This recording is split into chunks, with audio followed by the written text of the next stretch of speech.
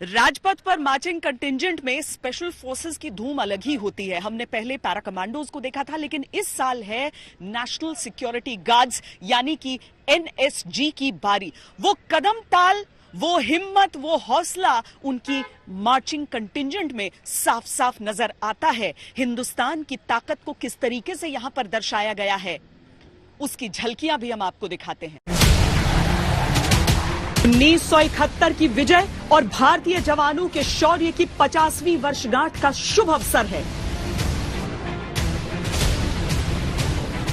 इसीलिए पहली बार राजपथ पर विंटेज डकोटा विमान के साथ 2 MiG-29 मिलकर एक फॉर्मेशन बनाएंगे। राजपथ पर पहली बार रक्षक फॉर्मेशन भी दिखेगा, जिसमें एक Mi-35 और 4 अपाची का कॉम्बिनेशन होगा। इसी तरह रुद्र, सुदर्शन, एकलव्य आदि फॉर्मेशंस भी राजपथ पर नजर आएंगी, जो भारतीय वायुसेना की वीर गाथा सुनाएंगी।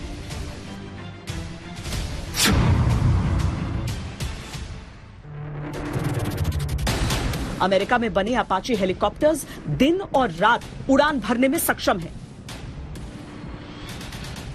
किसी भी तरह की खराब से खराब मौसम में ये उड़ान भर सकते हैं। उड़ान के समय अगर दुश्मन का निशाना इन पर लग जाए तो इनकी नोज पर सेंसर इन्हें बचाने में सक्षम है। ये टारगेट को जब निशाना बनाते हैं तो उसका बचना मुश्किल ही नहीं, नामुमकिन हो जाता है।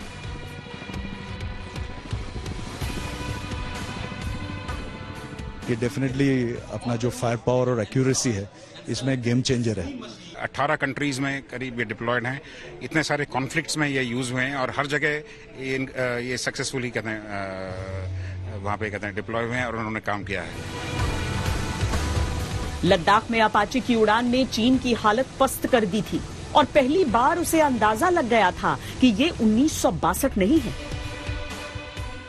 ये अपाचे राजपथ से जब उड़ान भरेंगे तो दुश्मन की सांसों पर सीधा अटैक करेंगे।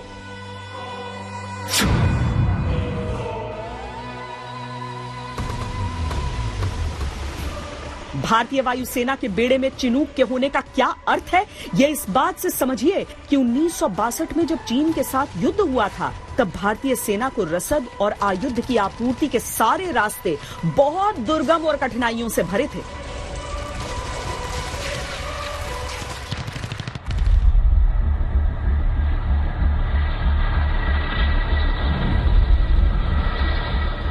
चिनूक इस पीड़ा को खत्म करने का ऐलान है। ये किसी भी दुर्गम से दुर्गम ऊंचाई पर भारतीय सेना का सबसे अच्छा दोस्त बनने की सारी खासियत रखता है।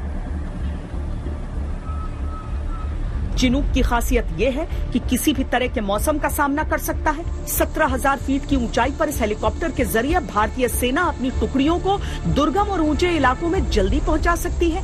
सेना को हथियार आसानी से मुहैया करवाया जा सकता है। राजपथ पर चिनूक इस बात की गारंटी है कि भारत की सरहदों को कोई छू नहीं सकता, और ये बात दुश्मन भी सुन ले ध्यान से।